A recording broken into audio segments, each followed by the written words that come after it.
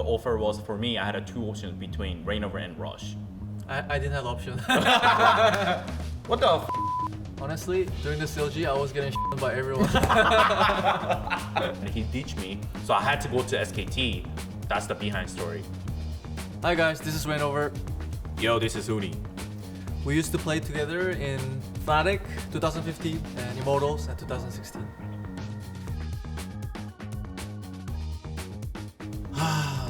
My favorite Reignover play is when he was playing Rek'Sai. The slicing maelstrom will not be enough. Double kill for Smeb's Riven. Onslaught of Shadow splits everyone from Gu away. Featherman 2 for 1. Featherman wants to clean up. It's a triple for Smeb. It was a semi-finals at Worlds. He threw the game. That's my favorite. So my favorite play of Huni is I think it was the same series. He was playing Riven. From the third proc of the broken wings, Huni will find but fails the flash. flashing over the walls, getting solo kills in every single moment, and then we just lost just because of top lane diff. So that's my favorite. I will say if there's any regret about him, it's like I think we only played 2 years together. I think that's the kind of sad part. So like, I think if we would have talked more, if we go to the past, like talked more, like when we are both are FA, and just like try to talk more each other, and if we can find some team that we can actually join together and play together, like I think would have been had a pretty decent, better chance. That's how I feel. And also, he ditched me, by the way, at 2017. He ditched me at the Liquid. It was actually Liquid at 2017. I was like, yo, let Reignover, if you actually stay in Immortals, and I'll stay in Immortals, and he ditched me. So I had to go to SKT, and that's what happened, how we farewell each other. That's the behind story. I always think, oh, if I would have played with Huni more during my pro player career, it would have been so much more successful, because for sure, I think back then on like 2017 when we were like both looking for a team, there was like an offer for sure, where we could join together, or there was like an offer where we couldn't join together.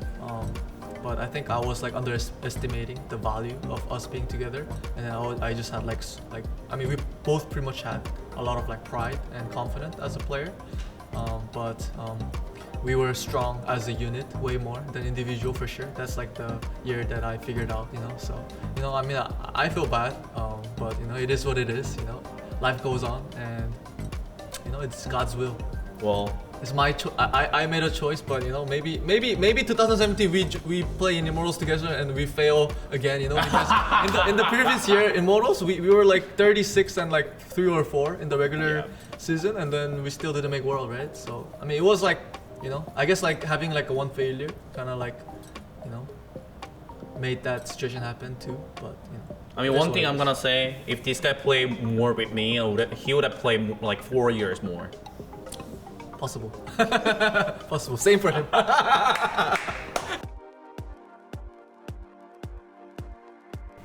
We joined together. We joined each other. Like before I joined the Fnatic, like I knew him that he was good, because like we had a tryout at SKT T1 together, and I knew that he was like pretty good at jungle, and even though I was actually part of the SKT T1, I told you Koma that I'm just gonna go to the I'm not gonna join T1, because like it's full, it's packed.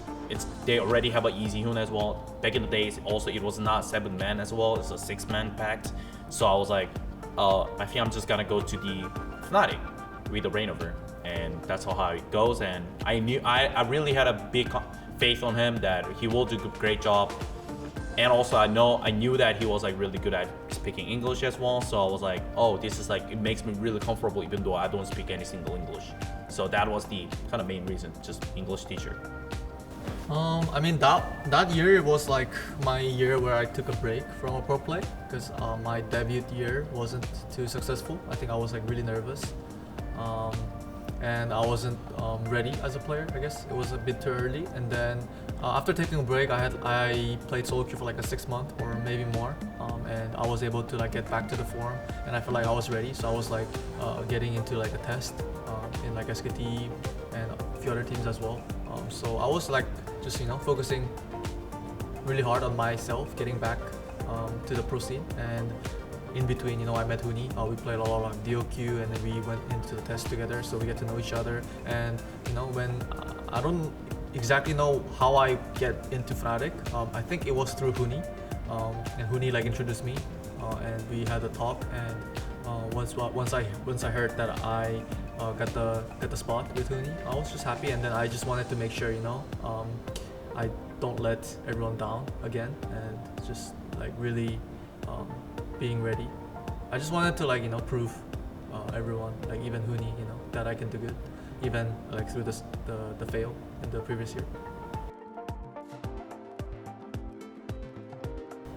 Back then, how I remember is like it felt more and more harder to make some crack as a jungler. Also, I felt like back then, like tank top was being super stable, and I felt hard with Huni to actually snowball that. Playing against like Maokai top, like Ornn, I don't remember what else was it, but Poppy maybe. Maokai Poppy, yeah. Those champions were just way too hard to punish if they just play to survive. And people, like every team we faced against, their whole plan was top is weak side, defend the dive, defend the gank, and we just play the mid bot game, which is completely fine, Like we just slowly get some lead on top side because enemy top will just forfeit everything, right, to not die. But I don't think we were able to abuse that fact to get more from mid bot, and we end up just going for a team fight without too much lead on top side, and then we weren't just better than enemy on 5v5 team fight without having top jungle lead. So yeah, I think we kind of get outclassed outside of laning phase, and we just lose team fight, and we just couldn't make it, I think the meta also helped us a lot. Like for a few years back then, the meta was really good for playing around top because like TP was really broken, and ganking top was pretty valuable early game. So I mean, it was just like Huni picking a champion that is really strong early game, but potentially need a lot of jungle help, and I was always there for Huni to cover. Like if he's winning, then we dive. If he's losing, we gank. So people find it hard to play against us.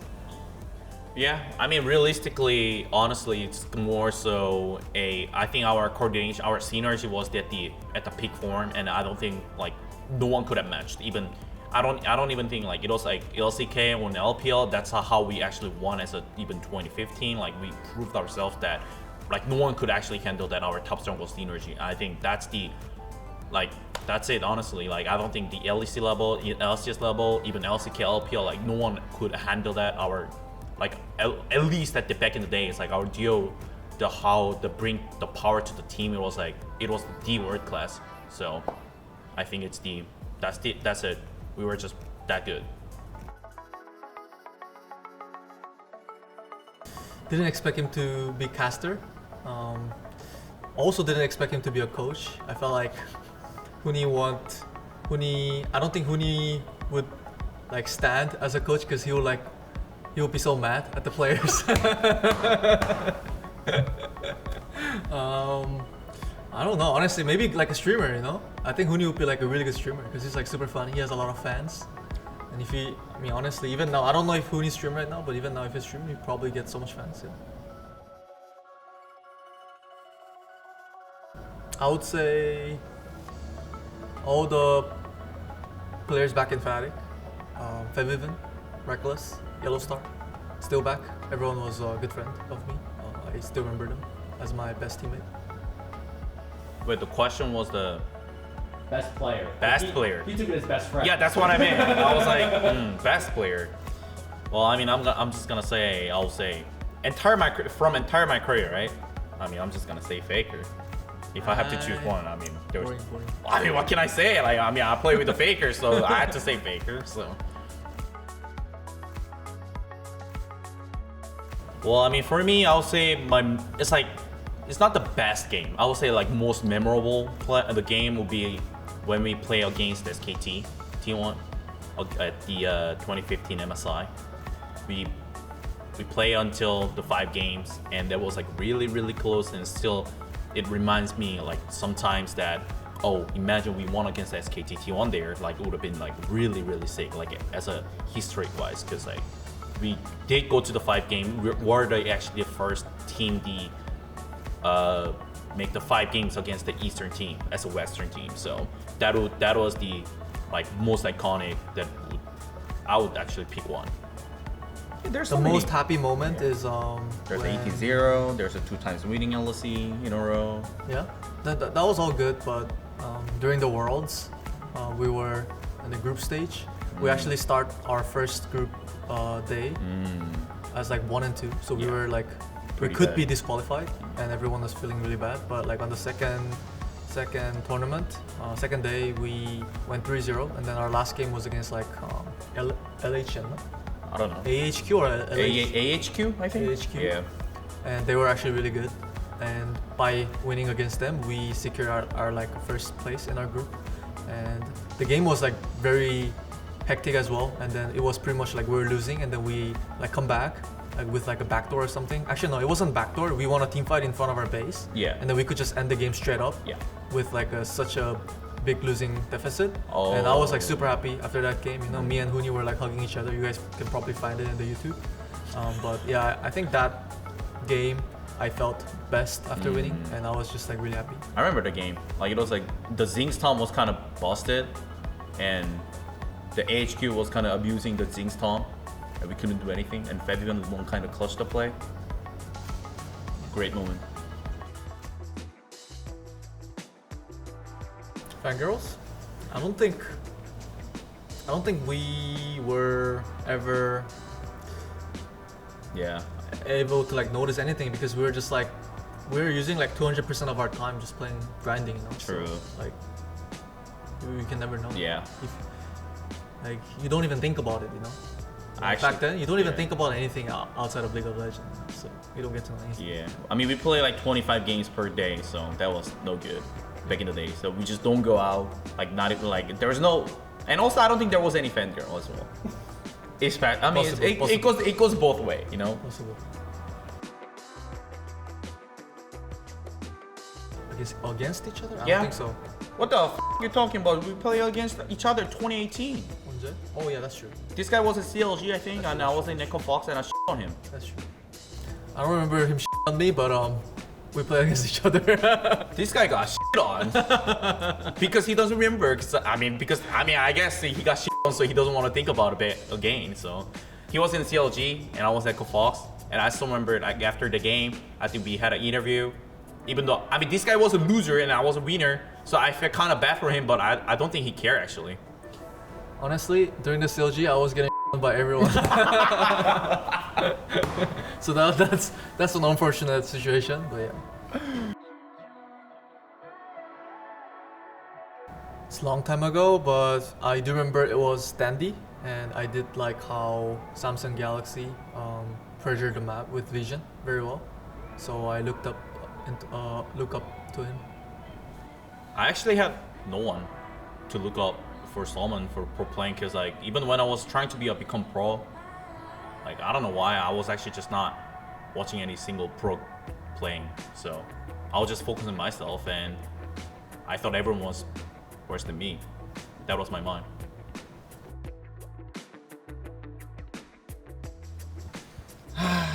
Honestly, I don't think this guy has a good social skills. So my advice would be like get some better social skills and just get, like better. I think he got a lot better, honestly. So I think he actually learned from me like how actually just socializing with the people. So I think that's my advice.